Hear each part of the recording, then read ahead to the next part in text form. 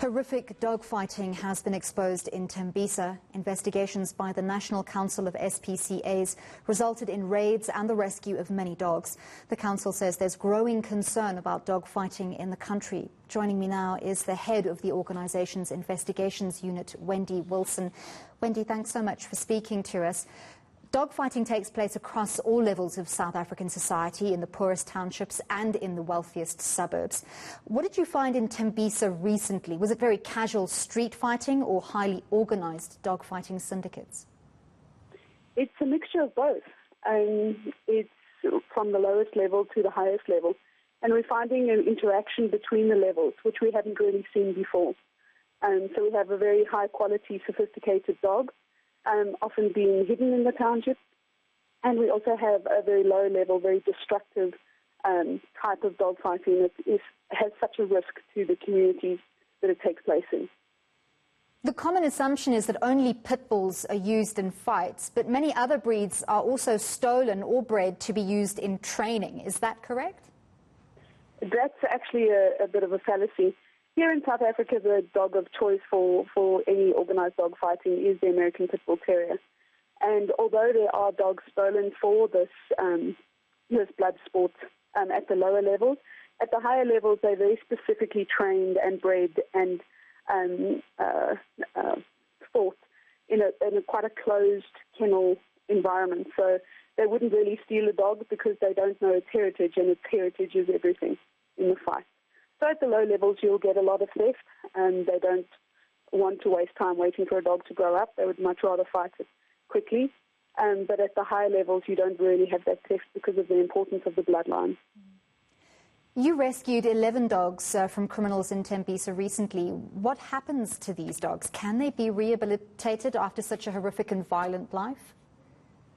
It is an incredibly horrific and violent life. It's not only the fight that is violent and such a welfare concern.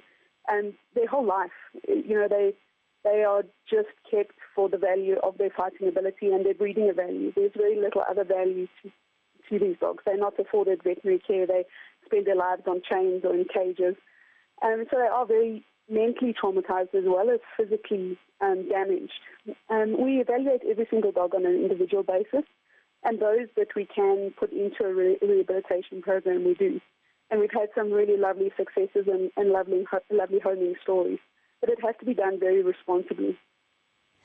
As a dog lover, I struggle to sort of find any justification why somebody would want to take part in dogfighting. So I can only imagine that there must be fairly large sums of money involved.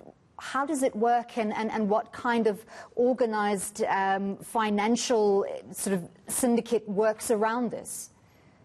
In some of the lower levels, there is a financial incentive and a betting or gambling incentive.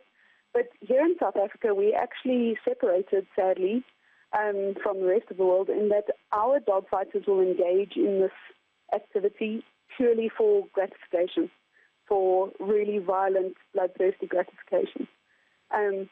Which is horrifying, and is also very indicative of the society we're living in, that people would watch this for entertainment, purely for entertainment with no value or no other incentive.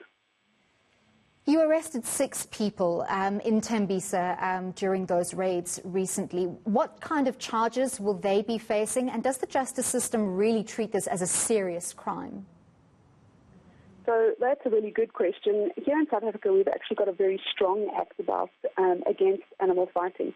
And it's not only the act of animal fighting, it's everything around it. So it's breeding those dogs, keeping those dogs, allowing the property to be used to keep those dogs or fight those dogs, to allow the property to be used for that fight. It's absolutely everything. To be a spectator, to have knowledge of these activities and not to say anything. It's a very all-inclusive act to try and stop a very destructive community crime. And we've seen in the last few years that the courts are taking it very seriously. And in 2019, 2020, all the sentences, even if people pleaded guilty, involved direct jail time. Well, thank you very much for speaking to us there. Wendy Willson is the head of the NSPCA's investigations unit.